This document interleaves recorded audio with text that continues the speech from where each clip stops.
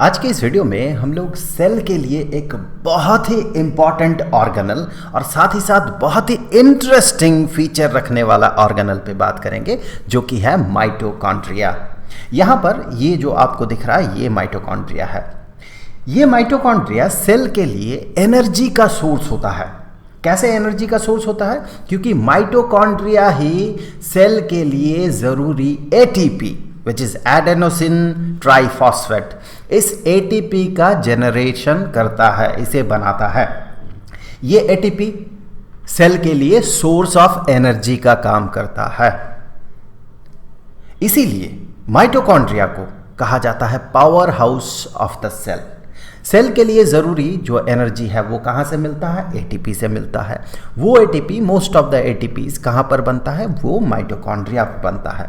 इसीलिए माइटोकॉन्ड्रिया को कहा जाता है power house of the cell. एक बार माइटोकॉन्ड्रिया का स्ट्रक्चर देख लेते हैं, ये अंदर से कैसा दिखता है माइटोकॉन्ड्रिया का स्ट्रक्चर। तो इसका क्रॉस सेक्शनल व्यू हम देखेंगे।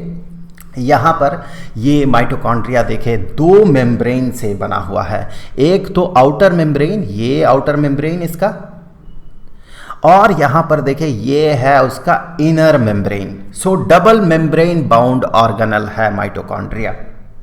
इन दो मेम्ब्रेन्स के बीच ये वाला जो स्पेस है, ये वाला जो स्पेस है दो मेम्ब्रेन्स के बीच, इस स्पेस को कहा जाता है आउटर चेम्बर। और इनर मेम्ब्रेन के अंदर का जो स्पेस है उस स्पेस को कहा जाता है इनर चेम्बर। अब ये जो इनर चेम्बर है, इस इनर चेम्बर में भरा हुआ होता है माइटोकॉन्ड्रियल मैट्रिक्स। ये एक तरह का फ्लूइड है। सो माइटोकॉन्ड्रियल मैट्रिक्स यहाँ पर भरा हुआ होता है। और देखिए ये जो इनर मेम्ब्रेन है इसमें बहुत ज़्यादा फोल्डिंग्स है। सो यहाँ पर ये जो फोल्डिंग्स है इन्हें क्रिस्टी कहा जाता है। और आप देखिए यहाँ पर इसके आउटर मेम्ब्रेन में देखिए पोर्स है, छेद है। सो इन होल्स को कहा जाता है माइटोकॉन्ड्रियल पोर। इन शॉर्ट हम लोग पोर कहेंगे।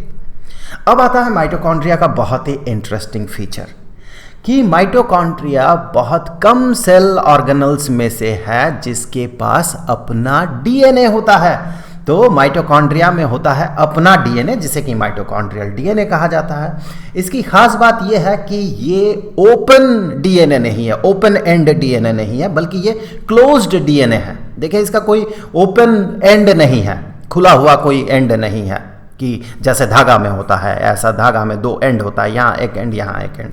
लेकिन अगर कोई माला को देखें आप तो उसमें कोई ओपन एंड नहीं होता है, ये सर्कुलर होता है। तो उसी तरह से ये डीएनए जो है, इस डीएनए को सर्कुलर डीएनए कहा जाता है। और सर्कुलर डीएनए बैक्टीरिया में दिखता है। सर्कुलर डीएनए बैक्टीरिया में दिखता है। इसीलिए लिन मर्गुलिस ने एक थ्योरी दिया था कि कभी हो सकता है कोई बैक्टीरिया एक दूसरे बैक्टीरिया को खा गया होगा और वो दोनों सिम्बायोसिस में आ गया होगा और फिर जाके यूकैरियोटिक सेल्स की शुरुआत हुई होगी। ये माइटोकॉन्ड्रिया वो खाए जाने वाला बैक्टीरिया है जिसको दूसरे बैक्टीरिया ने निगल लिया था। इसीलिए इसके पास बैक्टीरिया का बहुत सारा फीचर दिखता है।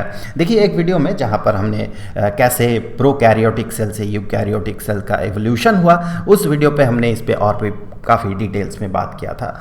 तो जब समय मिले आप उस वीडियो को ज़रूर से देख लीजिएगा। डिस्क्रिप्शन में सारे रिलेटेड वीडियोज़ का लिंक रहेगा।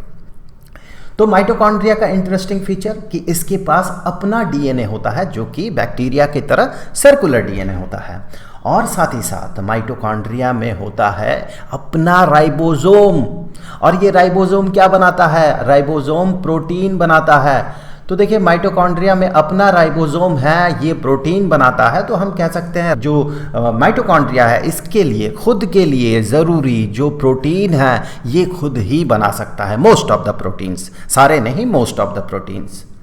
कुछ कुछ प्रोटीन के लिए इसे सेल के न्यूक्लियस पे डिपेंडेंट होना पड़ता है। लेकिन मोस्ट ऑफ द प्रोटीन्स या बहुत सारा प्रोटीन्स आप कह सकते हैं राइबोसोम, जो माइटोकॉन्ड्रियल राइबोसोम है वो बना देता है, जिससे इसका काम चलता है।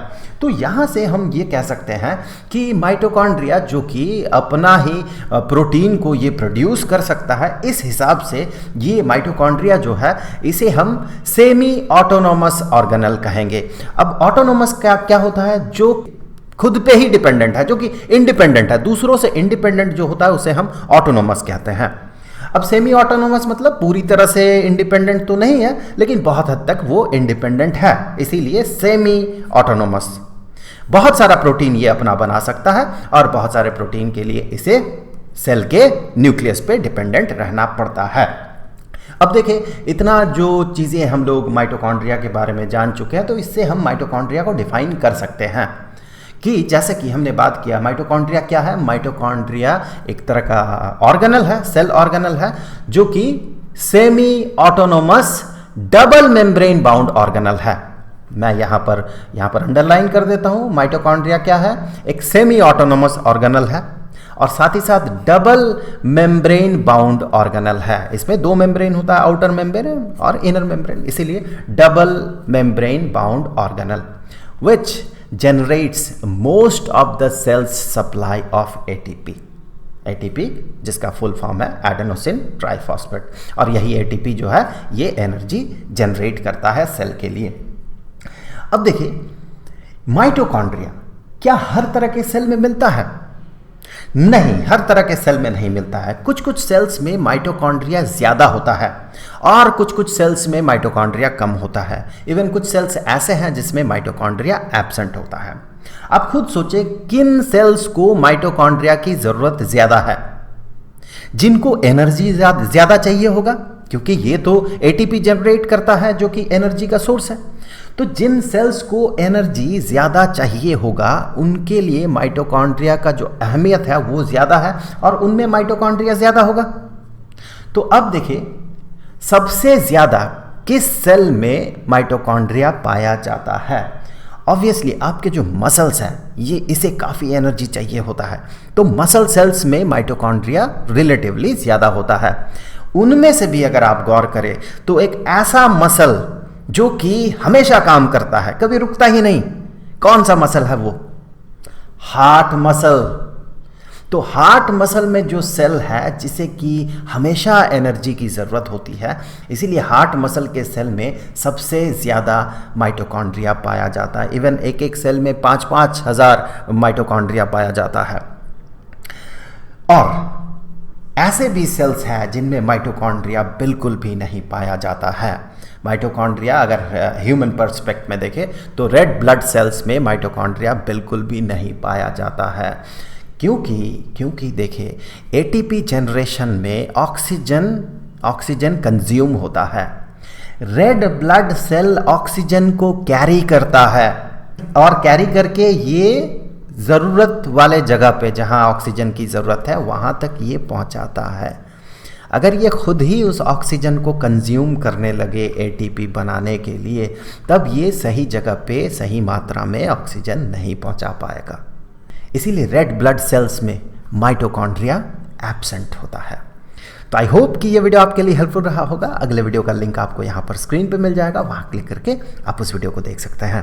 अब जाते जाते मैं आपको बता दूं कि स्टैंडर्ड 9th के लिए बायोलॉजी का the fundamental unit of life chapter के सारे वीडियोज़ का जो प्लेलिस्ट है उसका लिंक आपको नीचे डिस्क्रिप्शन में मिल जाएगा। तो आई होप कि अगले वीडियो में फिर मुलाकात होगी। तो मिलेंगे आपसे अगले वीडियो में, तब तक के लिए खुश रहें। Good bye.